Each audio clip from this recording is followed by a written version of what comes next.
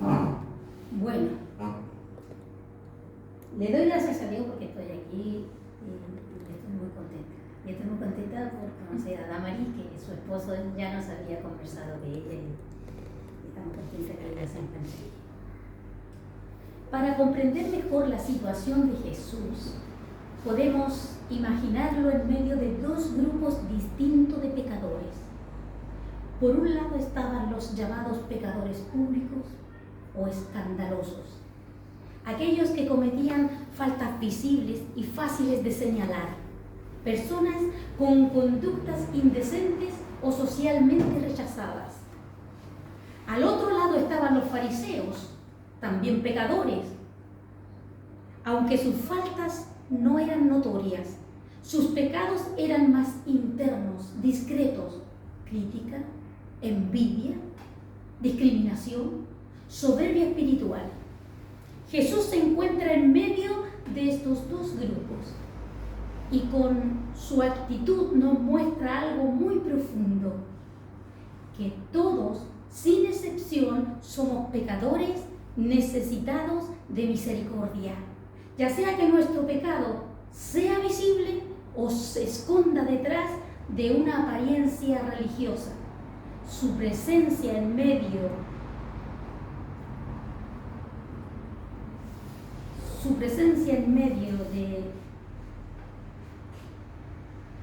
de unos y de otros.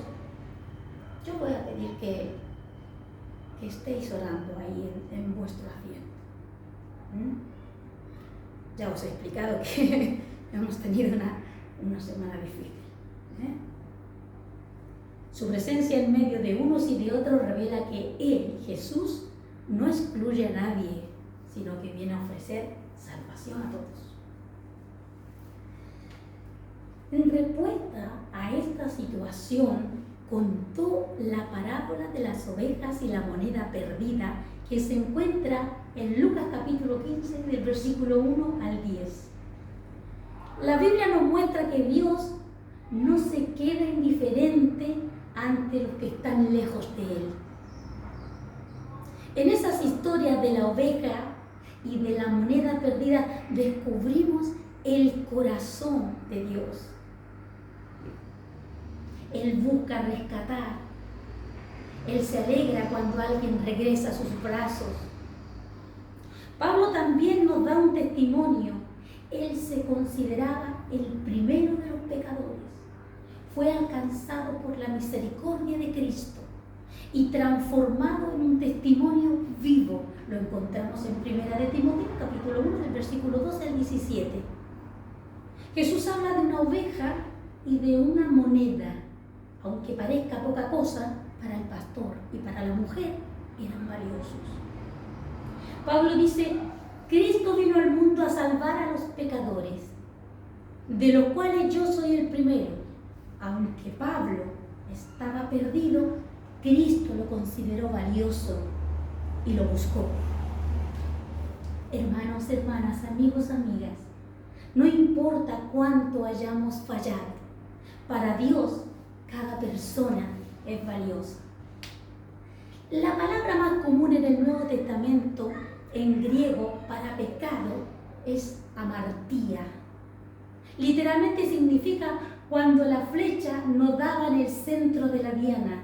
Se decía que había amartía, pecado.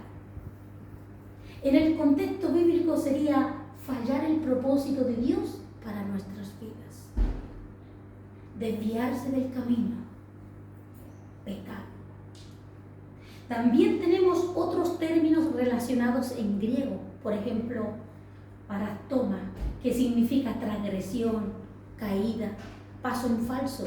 Lo encontramos en Efesios 2:1. También tenemos la palabra anomía, que significa ilegalidad, rebelión, vivir sin ley. Lo encontramos en Mateo capítulo 7:23. Y la palabra paracoé, que significa desobediencia, no escuchar, lo encontramos en Romanos 5:19. Entonces, cuando el Nuevo Testamento dice amartía, pecado, no solamente habla de hacer algo malo, sino de perder el rumbo, no vivir para lo que fuimos creados, que es para la gloria de Dios. Se refiere a que nuestra vida tiene un propósito supremo, reflejar que Dios, tenemos que honrarlo. Pablo era devoto, celoso, cumplidor de la ley. Lo tenemos en Filipenses capítulo 3, del versículo 5 al 6. Desde su perspectiva, Pablo seguía a los cristianos porque creía defender a Dios. Pablo no era inmoral, ni borracho, ni ladrón, ni promiscuo. Pero aunque parecía hacer todo lo correcto, su mayor pecado era estar fuera del verdadero centro que es Cristo. Decir no al amor de Dios. Hermanos, hermanas, religión sin Cristo es un camino errado, amartía, pecado. No salva, más bien endurece el corazón y puede hacernos daño a nosotros y a otros.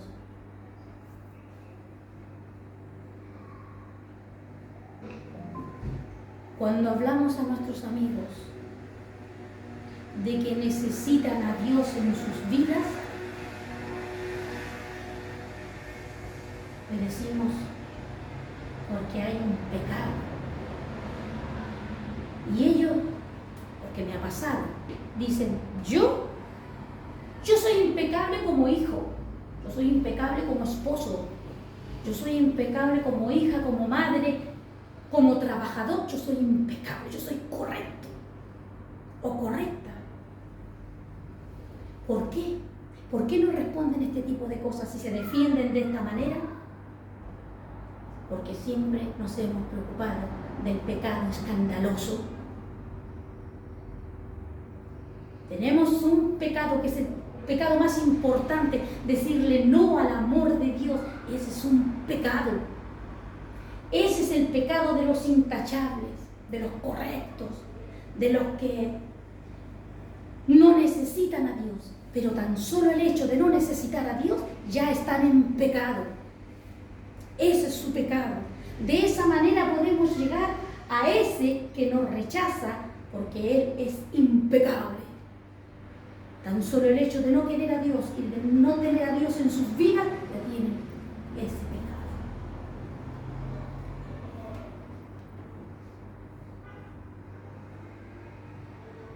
Aquí vemos que el peor pecado no siempre es el escandaloso. El fornicario, el robo, el peor pecado es no vivir una vida sin el verdadero objetivo, que es Cristo Jesús. Y esto lo comprendió muy bien Pablo, porque sin darse cuenta perseguía a su Señor.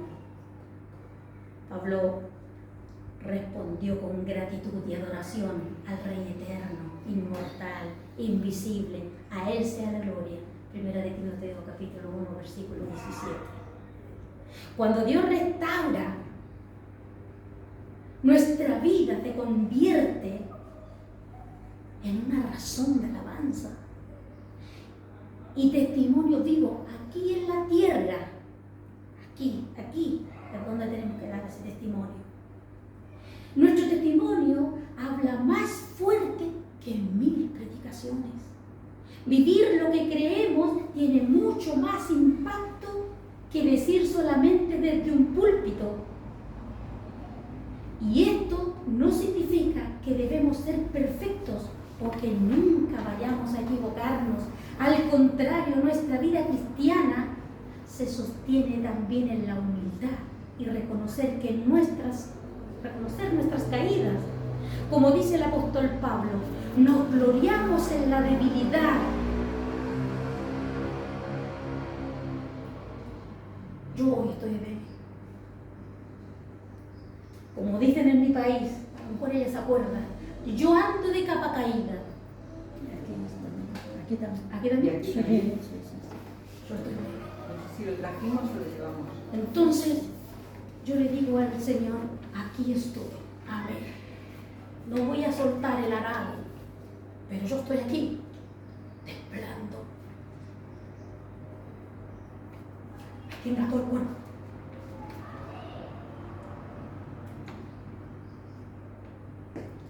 Predicar con el testimonio es mostrar una vida impecable, una vida auténtica, una vida que busca a Dios, que se levanta después de caer, que ama, que perdona y que sigue caminando. Y este tipo de testimonio es el que toca el corazón y abre las puertas mejor que cualquier sermón. Jesús dice, hay un gozo en el cielo cuando un pecador se arrepiente. Lucas capítulo 15, versículos 7 al 10. Hay gozo en el cielo por aquel que ha encontrado el camino correcto. Hay gozo en el cielo por aquel que ha perdido, ha tenido un encuentro con Jesús. La oveja fuera del rebaño es incapaz de volver sola. La moneda caída oculta sin poder moverse. Tanto la una como la otra están totalmente perdidas. Ellos representan al ser humano totalmente separado de Dios, sin fuerzas para regresar por sí mismos. A veces pensamos que somos nosotros los que miramos a Dios, que buscamos a Dios, es que ese es un error muy grande. Es su infinita misericordia. Pablo no está perdido en el mundo. Pablo está desorientado en su religiosidad.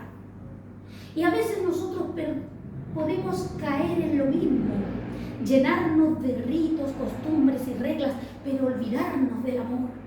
Recordemos que lo que más gloria a Dios, lo que más glorifica a Dios, no es la religiosidad vacía, sino una vida centrada en Cristo y extendida hacia el prójimo. La religiosidad sin Cristo nos desorienta. Tanto la oveja, la moneda y Pablo, la buena noticia es que Dios sale a buscarnos. Hermanos y hermanas, pensemos un momento. ¿Qué hemos perdido? ¿Hemos perdido el primer amor? ¿Hemos perdido la misericordia? ¿Hemos perdido el amor al prójimo?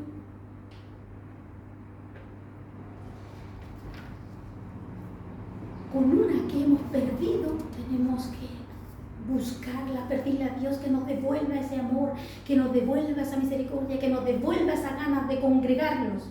Porque si empezamos a perder una, después otra y después otra, nos vamos a transformar en religiosos. Y eso nos va a hacer daño a nosotros y a los demás que se acerquen a nosotros. Recuperemos lo que hemos perdido. Hoy Cristo te busca, te llama y te ofrece perdón y una vida nueva. Y si ya fuiste encontrado, Él quiere usarte como testimonio para otros. El pecado nos pierde, el arrepentimiento nos regresa y la gracia de Cristo nos conviene en testimonio vivo. Amén.